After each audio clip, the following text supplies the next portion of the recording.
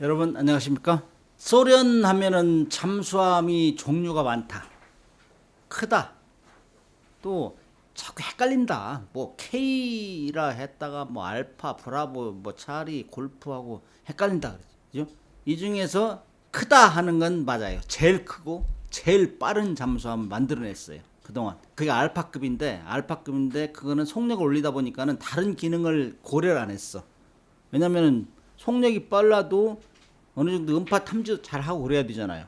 근데 그 기능 하다 보니까 불량품 그래가지고 속력은 기록을 냈는데 없어졌어요. 지금 없고. 그다음에 제일 큰 잠수함은 뭐 어떤 데는 막 4만 8천 톤 그렇게 나오는데 세계에서 제일 커요. 그게 이제 타이푼급이거든. 거기는 이중 선체도 두 개로 돼, 동체가 두 개로 돼 있고 선체도 더블로 해가지고 어느 정도 얼이 약한 거 맞으면 뭐 안전하게 돼 있어요. 거기 수영장도 있어 거기. 그러니까 엄청나게 크게 만들. 거기에 이제 핵무기가 20발 들어가는데 그 20발이면은 어느 정도 나라 한 작은 나라 그냥 날려버릴 정도 이렇게. 그렇게 큰 잠수함, 빠른 잠수함, 그다음에 뭐 종류도 엄청나게 많은데 그 중에 이제 K 시리즈, K는 자기들이 붙이는 이름이에요.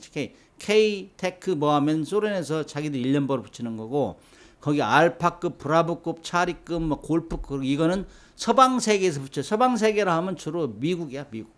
미국에서 붙여준다고. 여기 오늘은 K129. 자기들이 얘기하는 K129. 우리 서방 세계일 때는 골프급 잠수함.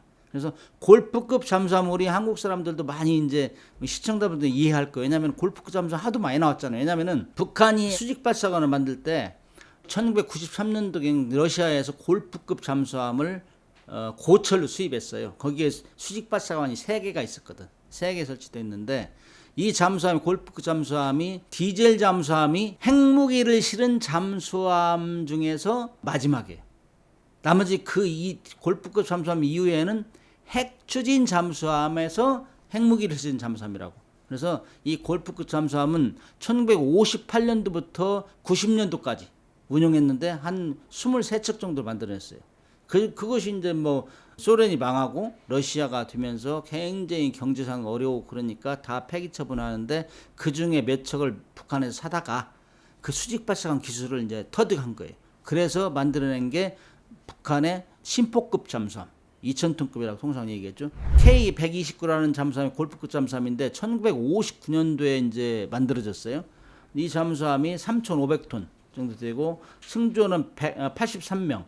여기는 이제 그 SLBM이 단거리 했지 초창기 거니까 1670km 가는 핵탄두 실은 SLBM이 있었고 그래서 이 당시에는 미국하고 소련하고 핵무기 경쟁이 많았어요. 특히 잠수함에 실는 SLBM 경쟁이 많았는데 미국에서는 엄청 관심이 많은 거야. 그래서 미국의 잠수함 을 이용하거나 인공위성 이런 걸 이용해서 계속 감시를 해요. 소련 잠수함이 출항하면 따라다니는 거예요. 해마다 한 26척 정도를 다 이렇게 감시하고 그랬다고 기록에 나와요. 그 정도 감시를 많이 했는데 이래서 미국 잠수함하고 그 소련 잠수함은 숨바꼭질에 매일 물속에서 지금 이 시간도 하고 있어요. 그러다가 서로 부딪혀가지고 피해를 입잖아. 그러면 얘기를 못해요.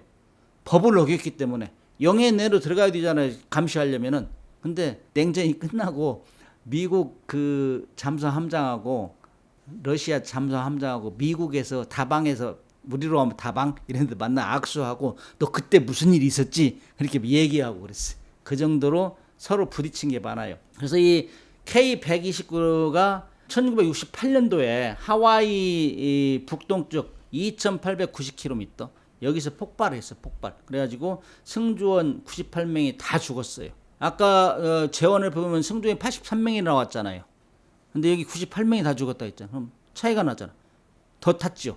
이런 사람들이 정치장교들이에요. 정치장교. 그 다음에 뭐 시험할 때 타는 사람들. 정치장교가 반드시 있어요. 그래서 러시아하고 북한은 배 나가면 정치장교 따라다녀야 돼. 감시자가. 혹시 몰고 다른 데로 망명할까 봐서. 그렇게 하고 나서 침몰됐는데 미국에서는 따라다닌다고 했잖아요. 따라다니기 때문에 폭파된 걸 알았어. 미국. 근데 미국이 옛날 소련이죠. 거기보다 앞선 게 정보가 우위였어요. 인공위성도 많고, 그다음 잠수함도 성능이 좋아서 잘 따라다녔어요. 들키지 않고.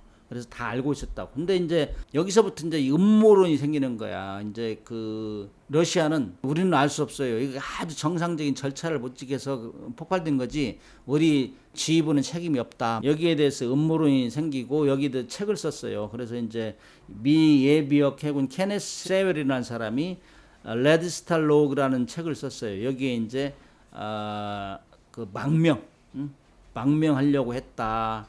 뭐 이런 스토리. 이런 것들을 소설로 써서 이 소설이 영화화된 게 있어요. 그게 이제 팬덤, 영화 팬덤이라는 영화인데 잠수함 함장이 망명하려고 할 때 정치장교가 죽였다. 뭐 이런 스토리예요. 이 팬덤 영화는 2013년도에 만들어졌는데 이건 좀 히트는 못 쳤어요.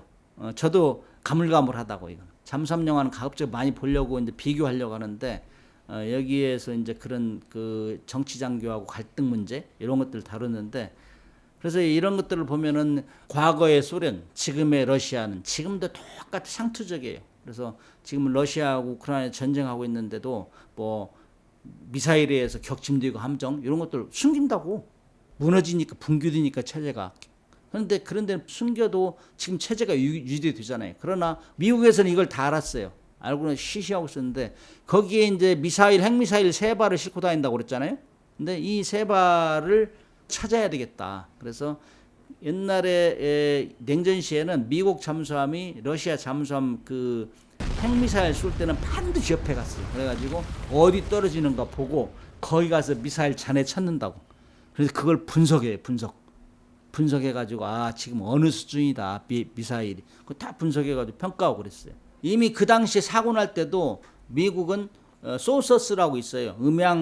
수중 음향 감시 체계. 이건 해저에 깔아놔요. 그 음파 탐지 센서를. 특히 이제 영국하고 그린랜드 이 해협은 반드시 러시아 잠수함이 무르만스크에서 나와요. 나와서 가는 길목이야. 그걸 초크 포인트 그래요. 반드시 지나가는 골목이라고. 저 배는 무슨 배야?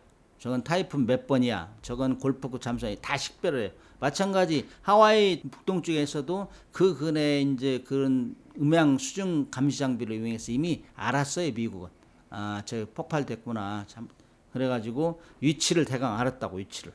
실질적으로 이런 엄청나게 큰 사건이잖아요. 이거는 적의 비밀을 다 알 수 있는 거예요. 예를 들어 가지고 잠수함이 침몰되면은 거기에 보면 제일 중요한 것 중에 하나가 암호 장비. 자기들이 암호로 계속 얘기하니까 그거 풀으면 작전을 알잖아요. 그 다음에 핵미사일을 어떤 식으로 개발하는지 이런 것들 정보를 굉장히 궁금해한다고. 얼마나 좋은 산세에 하와이 북동쪽에 깔아앉았으니까. 그래서 이것을 이제 정보를 수집하겠다 이렇게 했지. 근데 그렇게 하면 돈이 많이 들잖아요. 근데 미국 같은 데는 해군이 주로 이런 역할을 하죠. 잠수함부대에서. 그런데 CIA가 한 게 CIA가 이거를. CIA가 대단히 세다는 얘기예요. 미국 같은 경우는. CIA에서 이거 샌드 달러 작전이라 해가지고 해군에 요청해가지고 근방에 러시아 잠수함이 깔아앉았다는데 한번 정보 좀 얻어달라. 그러니까 해군에서 그 헬리벗 잠수함이 가서 근방에 가가지고 사진을 찍었어요. 다. 그러니까 실질적으로 깔아앉았다는 거 확인됐다고. 그걸 알려줬지. 그랬는데 이걸 비밀리에 CIA에서 이거 한번 건져봐야 되겠다. 그러면 돈이 들잖아요. 돈이 들으면 그 보고를 해야 되는데 CIA도 우리 국정원 같이 아마 돈을 자기들이 나름대로 쓸 수 있는 모양이라. 그때 당시에 8억 불 들었다는 게 좀 정설이에요. 근데 브라인드 맨스 브라프라는 책이 있어요. 장님들의 음모. 이 책이 있는 우리가 그렇게 번역했는데 그 책에는 한 5억 불 정도 들었다고 했어요. 그래서 요즘 돈으로만 뭐 30억 달러 그러니까 3조가 넘죠. 그 많은 돈을 들여서 배를 만든 거예요. 배를. 그로마 익스프라라는 배를 만들었어요. 휴즈사의 그 부호 아주 부자한테 CIA에서 부탁해가지고 이런 배를 좀 만들어줘. 이런 배를 만들어줬는데 그 배가 축구장 크기의 3배 정도 넓대요.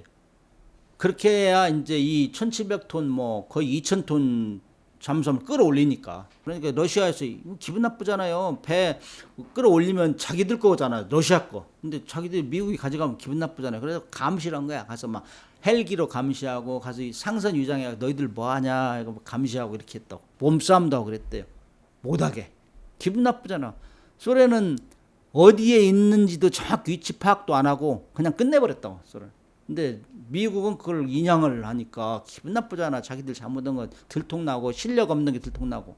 원래 이 자기 나라 배는 자기들이 가져가야 돼. 인양하면 못 가져가게 돼 있어. 돌려주게 돼 있어요. 하와이에서 북동쪽으로 2,800km니까 미국 것도 아니고 공해지 공해. 그러니까 영해로부터 12마일, 그러나 23km 밖에는 다 공해예요.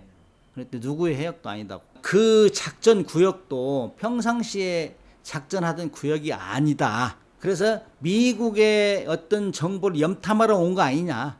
이렇게 생각했던 거죠. 우리 정보를 염탐하려고 했으니 우리 안 들려줄 수 있어. 그게 힘의 싸움이에요. 힘의 싸움. 국제법이라는 거는 그냥 관습법이에요. 관습법. 쉽게 말하면은 뭐 신사협정 이 정도의 성격이지 국제법은 반드시 강제 규정이 없어요. 그래서 힘이 있는 나라는 지 마음대로 하는 거예요. 힘 없으면은 뭐 국제법이고 뭐가 필요 없어요. 미국은 야 이거 광물 채취하는 거야 지금. 광물 채취함으로 위장을 했어. 위장. 그렇게 하고 나서 이거를 끌어올렸어요. 끌어올리는 시도했는데 6년 만에 한 거죠. 6년 만에. 그러니까 이 패가 온전히 그대로 남아있지 않고 부식이 된 거예요. 부식이. 그래가지고 막 6개, 7개 해가지고 집게로 해가지고 끌어올리다가 떨어져 나가고 전체의 한 3분의 1 정도만 올리고 나머지는 3분의 1 못 올렸어요. 그런데 중요한 부분을 올렸기 때문에 거기에 핵미사일, 그 다음에 어뢰, 그 다음에 암호 생성기 이런 걸 몇 개를 올린 거예요. 그러니까 CIA는 막 엄청 또 생색내지. 근데 이런 것들도 미국도 마찬가지 정권이 바뀔 때 굉장히 조심하더라고. 그래서 이게 이제 존슨 때 시작을 했는데 존슨 대통령 끝나고 닉슨 때 이제 가서 우리가 이런 공을 세웠어요. 특히 미국 같은 경우는 잠수함, 핵잠수함 같은 경우는요. 그 정부 수집한 거는 고급 정보로 다룬다고. 그래서 그거를 대통령한테 직보도 한다고. 그 정도로 잠수함을 중요시하겠어요. 이거를 뭐 공개를 해야 되겠는데 미국도 사실 돈이 많이 들어가기 때문에 쉬쉬했어요. CIA에서 정보 독점하고. 그런데 신문에 나버린 거라. 그러니까 돈이 많이 들었다는 걸 또 알잖아요. 사람들이. 2차적으로 시도하려고 하니까 못한 거예요. 그러니까 아쉽죠. 3분의 1밖에 못 건졌잖아요. 아무튼 뭐 전체적으로 다 끌어올리지는 못했지만은 소규의 목적은 달성한 거죠. 이런 것들은 국가적으로 엄청난 사건이죠. 그런데 소련 같은 경우는 공산 진영 이런 걸 숨기고 입막음을 한다고. 그러나 미국 같은 경우는 그렇게 할 수가 없죠. 그래서 이게 이제 시신 처리 과정에서도 민주 진영하고 공산 진영이 틀리다. 그때 이제 시신이 한 6구를 이제 찾아내, 6년 만에 6구를 찾아냈다는 것도 굉장한 거죠. 근데 이제 형체만 남고 중요한 건 인식표 있죠, 인식표. 군번줄 이런 거 가지고 식별을 한 것 같아요. 근데 이제 그거를 찾아가지고 통상적으로 이제 인도로 하는데, 소련에 인도를 해야 되는데, 여기는 방사선 이런 오염 때문에 그냥 수장을 시키고 사진으로 동영상 찍어서 소련에 보내줬대요. 그러니까 뭐 감사하지. 제네바 협약 이런 걸 지켜가지고 자유진영에서는 그런 품위를 지킨 거죠.